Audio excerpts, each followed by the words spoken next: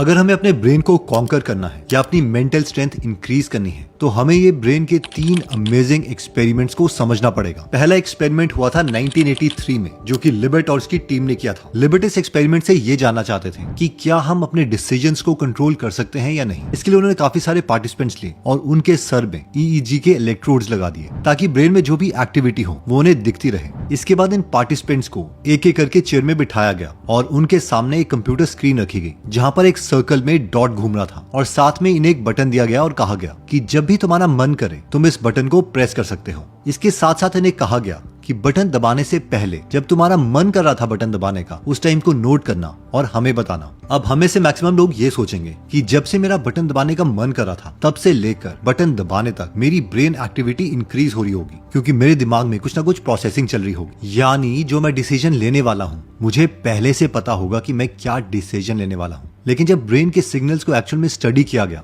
तो सब शॉक रह गए, क्योंकि हर एक पार्टिसिपेंट के केस में जब उनका मन कर रहा था बटन दबाने का, उससे पहले ही ब्रेन में बहुत ज्यादा एक्टिविटी चल रही थी। जिसका मतलब ये था कि इससे पहले हमें पता चले कि हम बटन दबाना चाहते हैं, हमारा ब्रेन ऑलरेडी डिसाइड कर चुका था कि उसे क्या बटन दबाना है। इस एक्सपेरिमेंट के बाद बहुत से साइंटिस्ट और बहुत से फिलोसफर्स इस टाइप के कंक्लूजन निकालने लग गए। हम लोगों की अपब्रिंगिंग, कल्चर और पास्ट एक्सपीरियंस हमने डिसाइड नहीं किए थे, जिसकी वजह से हमारा ब्रेन ऑलरेडी प्रोग्राम्ड है कि हर बार जब उसे 2 चॉइसेस दी गई होंगी वो हमेशा से पास्ट के एक्सपीरियंसेस और अपब्रिंगिंग के अकॉर्डिंग उन दोनों ऑप्शंस में से वो ही चूज करेगा जो उसे हमेशा से करना था। यानी हमारा हर एक्शन पहले से ही डिसाइडेड है। लेकिन बहुत से ऐसे साइंटिस्ट थे जो इस एक्सपेरिमेंट के कंक्लूजन पे बिलीव नहीं कर रहे थे, इसलिए उन्होंने खुद के एक्सपेरिमेंट करना स्टार्ट कर दिया। 2008 में जॉन डायलन और उनकी टीम ने एक और एक्सपेरिमेंट किया। इस बार EEG से बेटर टेक्नोलॉजी fMRI स्कैनर्स को यूज किया गया। सारे पार्टिसिपेंट्स को MRI की मशीन के अंदर डाला गया और उन्हें 2 बटन दिए गए, एक लेफ्ट हाथ में और एक राइट हाथ में।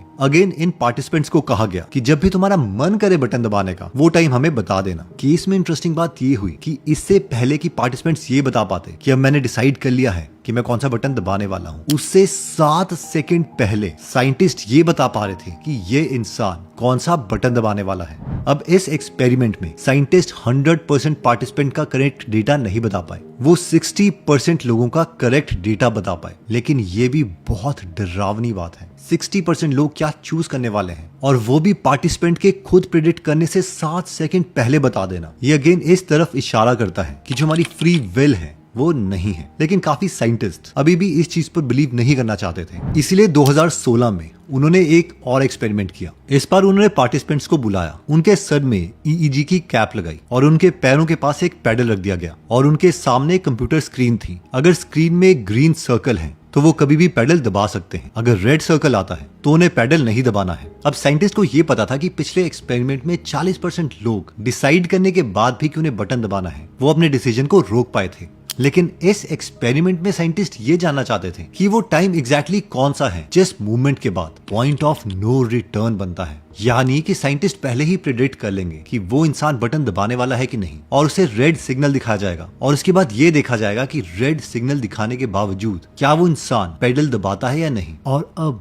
साइंटिस्ट ने टाइम को धीरे धीरे कम करना स्टार्ट किया। जैसे ही ब्रेन की एक्टिविटी से उन्हें पता चलता कि ये इंसान पेडल दबाने वाला है, वो 1 सेकंड पहले उन्हें रेड सिग्नल दिखा देते, जिसमें कई बार वो पार्टिसिपेंट अपना डिसीजन चेंज कर लेता। लेकिन जैसे जैसे ये टाइम डिक्रीज होता गया, 200 मिलीसेकंड वो टाइम आया जो कि पॉइंट ऑफ नो रिटर्न बन गया। यानी हमारा कॉन्शियस माइंड अब चाहते हुए भी अपने डिसीजन को नहीं रोक सकता। अब हमें से मैक्सिमम लोग ये सोच रहे होंगे कि अगर हमारा हर डिसीजन हमारी अपब्रिंगिंग, हमारे एनवायरनमेंट पर रिलेटेड है तो फिर हम अपने माइंड को रिवायर कैसे करें। तो इसका आंसर इस स्टोरी में मिलता है। कैरोलिन के पास मास्टर डिग्री थी न्यूट्रिशन में और वो हंड्रेड्स ऑफ स्कूल का खाना मैनेज करती थी। एक बार उसने और उसके फ्रेंड एडम ने एक चीज नोटिस करी कि सारे स्कूल्स का मेन्यू एग्जैक्टली सेम था, लेकिन कई बच्चे वेजिटेबल ज्यादा खा रहे थे जबकि कई डिजर्ट ज्यादा खा रहे थे और इन नंबर्स में 25% तक का डिफरेंस था। ये दोनों बहुत हैरान हुए जब उन्होंने खुद जाके इन कैफेटेरिया की इंस्पेक्शन करी तो उनको एक बात पता चली कि जिन स्कूल में मीठा ज्यादा खाया जा रहा था उनका खाना भी उसी ऑर्डर में था, यानी मीठा सबसे पहले था। और जिन स्कूल में ग्रीन वेजिटेबल ज्यादा खाए जा रहे थे उनके खाने में भी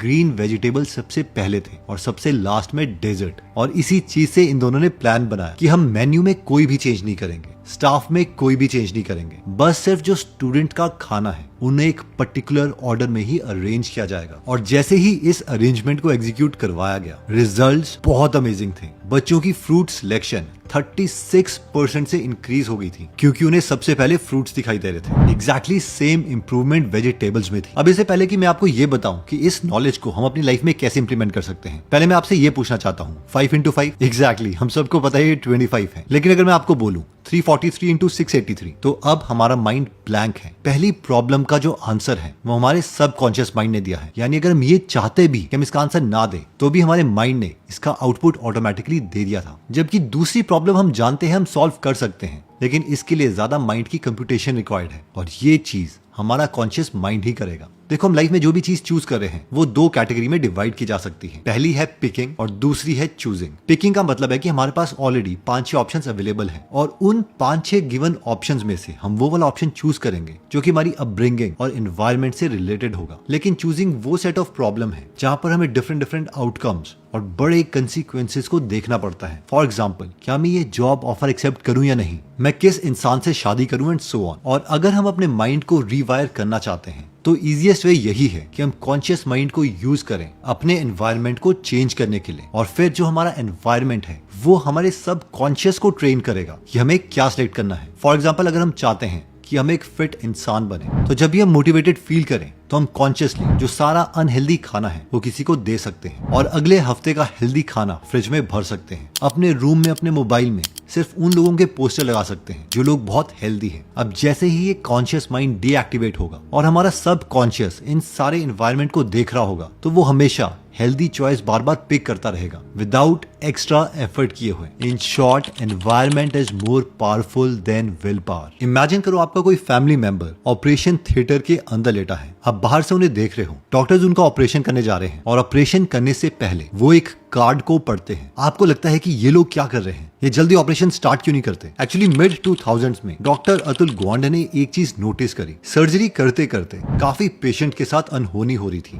इसलिए नहीं कि जो डॉक्टर्स थे वो अनस्किल्ड थे, बल्कि इसीलिए क्योंकि वो बेसिक चीजें मिस कर रहे थे। और डॉक्टर अतुल को हमेशा लगता था कि इन चीजों को किस तरीके से अवॉइड किया जा सकता है। तभी WHO की एक 19 स्टेप चेकलिस्ट आई और डॉक्टर्स को रेकमेंड किया गया कि वो इस चेकलिस्ट को 3 चीजों में जरूर यूज करें। इस चेकलिस्ट में बेसिक चीजें थी, जैसे कि पहले ये कंफर्म कर लो कि जिसका ऑपरेशन करने वाले हो क्या ये वही पेशेंट है या कोई और। सेकंड, क्या तुम्हारे पास सारे के सारे टूल्स अवेलेबल हैं कि नहीं। 3, क्या तुमने एंटीबायोटिक्स दे दी हैं या नहीं। 4, जो उस पेशेंट का मेन डेटा है क्या तुम उसे मॉनिटर कर भी रहे हो या नहीं। अक्टूबर 2007 से सितंबर 2008 तक 8 ग्लोबल हॉस्पिटल्स ने इस चेकलिस्ट को इंप्लीमेंट किया और रिजल्ट्स में बहुत इंप्रूवमेंट थी। जो पेशेंट की ऑपरेशन थिएटर में डेथ हो रही थी वो 1.5% से 0.8% हो गई, यानी 47% डेथ्स कम हो गई। और ऑपरेशन के दौरान जो मेजर कॉम्प्लिकेशन हो रही थी वो 11% से 7% हो गई, यानी 36% का ड्रॉप। इन शॉर्ट, अगर हम बहुत ज्यादा केपेबल भी हैं तो भी एक सिंपल चेकलिस्ट हमारी परफॉर्मेंस को डबल कर सकती है। इन शॉर्ट,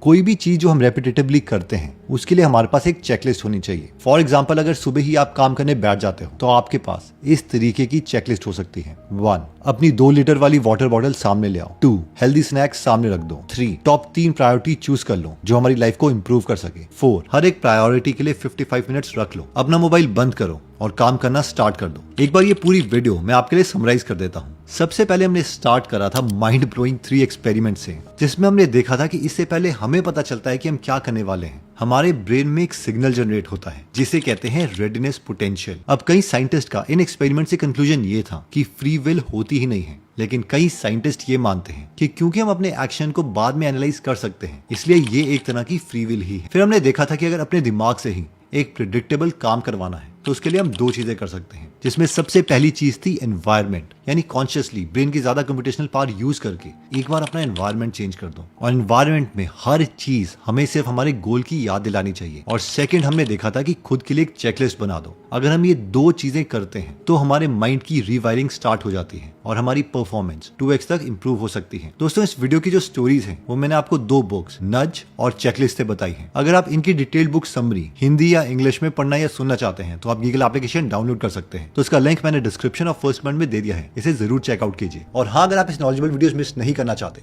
तो सब्सक्राइब करने के बाद बेल का बटन दबाना मत भूलिएगा। मिलते हैं दोबारा नेक्स्ट वीडियो में। जय हिंद।